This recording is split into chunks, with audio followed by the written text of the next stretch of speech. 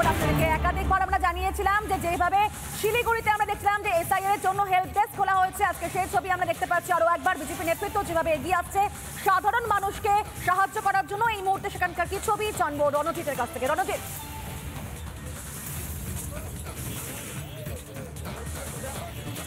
ইতিমধ্যে বিধায়ক শঙ্কর ঘোষ এসআইআর এর ক্যাম্প খুলেছে, যেখানে সাধারণ মানুষ আসছেন এবং এসআইআর নিয়ে তাদের থেকে যে আপডেট নেওয়া সেই সমস্ত আপডেট নিচ্ছেন।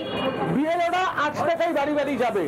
বিএলওরা বাড়ি বাড়ি যাওয়ার পর ঠিক কি ধরনের কাজ করতে হবে, ফর্ম কিভাবে ফিল আপ করতে হবে, যদি কারো 2002 নাম রয়েছে তাকে কিভাবে ফর্ম ফিল আপ করতে লাগবে, কিংবা কোনোভাবে যদি ভোটার লিস্টে কোনো ভুল থেকে থাকে তা কিভাবে সংশোধন করবেন তা এখানে বুঝিয়ে দেওয়া হচ্ছে। আমি তো দেখানোর চেষ্টা করবো। ইতিমধ্যে সকাল থেকেই লম্বা লাইন রয়েছে।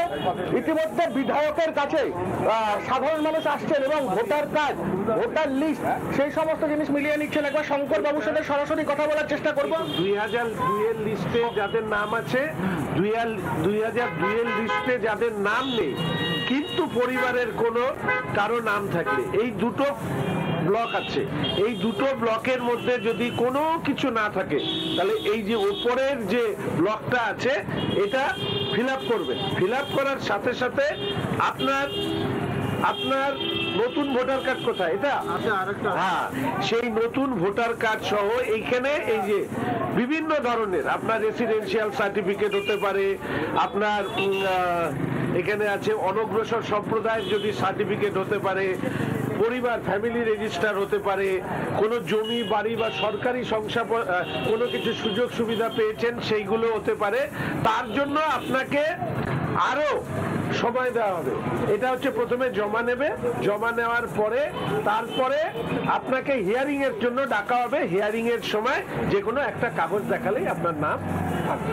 কিন্তু নতুন সার্টিফিকেট, নতুন ভোটার কার্ড আর পুরনো ভোটার কার্ড এই দুটো কিন্তু সাথে রাখবেন। আর বাবা মার যদি আপনার সার্টিফিকেট থাকে, কার্ড নাম্বার থাকে, সেই কার্ড নাম্বারটা এইখানে ফিল আপ করতে। পাসপোর্ট থাকে তার সেক্ষেত্রে, পাসপোর্ট থাকলে তো আর কোনো কথাই নেই। পাসপোর্টও আছে। এই যে পাসপোর্ট, তাহলে এটা দরকার না, আপনি পাসপোর্ট দেখিয়ে দেবেন। শঙ্করদা, সকাল থেকে সাধারণ মানুষ আসছেন, এসআইআর আজ থেকে হচ্ছে, কতটা সাড়া পাওয়া যাচ্ছে হেল্প ডেস্কে? দেখুন, সারার থেকেও বড় বিষয় হচ্ছে সহযোগিতা করা। আমরা সেই সহযোগিতা করতে চাই, ব্যক্তিগতভাবে সেই সহযোগিতা শহরের মানুষকে করি। আমি শুধু বলবো, আমি নয়, সমস্ত রাজনৈতিক দলেরই উচিত যে ধরুন পশ্চিমবঙ্গে এসআইআর এর জন্য কি কি নথি লাগবে, 1/7/87 সালের আগে যারা, তাদের জন্য কি, 87 থেকে 2004 তাদের জন্য কি, 2004 এর পরে তাদের জন্য কি, এনুমারেশন ফর্ম কিরকম হয়, সেটা কিভাবে ফিল আপ করতে হয়। কেউ যদি এসে জিজ্ঞেস করে যে বুথ লেভেল, আমার বুথের বুথ লেভেল অফিসারের নাম কি, তার ফোন নাম্বার কত, সেটা দিয়ে আমরা সহযোগিতা করা, সর্বপ্রকারের সহযোগিতা করাটাই লক্ষ্য। এবং এক্ষেত্রে আমি সবসময় একটা জিনিসই বলি যে এই প্রসিডিওর, এসআইআর একটা ভোটার বান্ধব প্রসিডিওর। এখানে বুথ লেভেল অফিসাররা থাকবেন সহযোগিতা করার জন্য। কেউ যদি রাজনীতি করতে চান বা কেউ যদি ভুয়ো নথি জমা দিতে চান, তাহলে বুথ লেভেল অফিসারের সাথে সাথে যিনি ভুয়ো নথি জমা দেবেন তিনিও বিপদে পড়বেন। যেরকম খড়িবাড়ির ক্ষেত্রে আমরা সিবিআই এর কাছে যাচ্ছি এই কারণে, সেখানে জাল জন্মের শংসাপত্র দেওয়া হয়েছে। এর পেছনের কারণ কি, যে অনুপ্রবেশকারীদের এই রাজ্যে স্থায়ী ঠিকানা আমরা করতে দেব না। আমার দেশে নাগরিক, জন্মসূত্রে হিন্দু, জন্মসূত্রে মুসলিম, তারা সুরক্ষিত। আমার দেশে ধর্মীয় কারণে যারা বাংলাদেশ থেকে এই দেশে উদ্বাস্তু হয়ে এসছে, সেই হিন্দুরা সুরক্ষিত। ব্যাস, এই যে পাসপোর্ট নিয়ে এসছে, one of the valid document, ফলে উনি বিএলও কে দেখাবেন, হিয়ারিং এর সময় এটা নিয়ে যাবেন, ওনার নাম উঠে যাবে। ফলে যারা বৈধ তাদের ভয় নেই, যারা অবৈধ অবশ্যই তাদের এক্ষেত্রে সমস্যা হবে। এবং এটাই হচ্ছে বের করার সব থেকে বড় বিষয়। অর্থাৎ এর প্রক্রিয়ার মধ্যে দিয়ে এই যে জনবিস্ফোরণ পশ্চিমবঙ্গে হয়েছে, 10টা জেলায় যে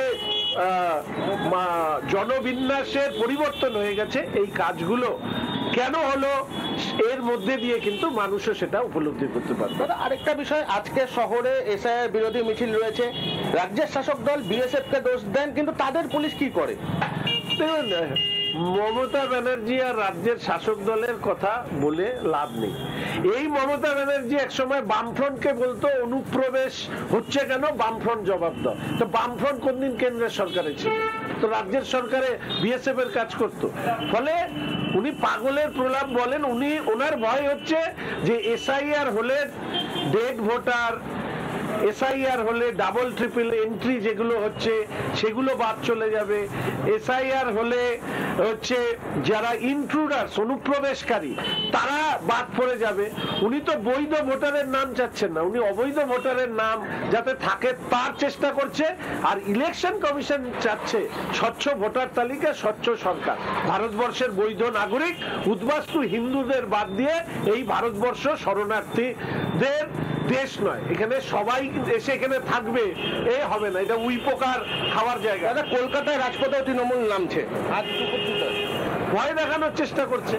ওদের 2011 থেকে 2025 যা পাপ কাজ করেছে, সেই পাপ কাজকে ঢাকার জন্য তারা রাস্তায় নামছে। ওরা বলছে বৈধ ভোটার বাদ গেলে রক্তগঙ্গা বইবে।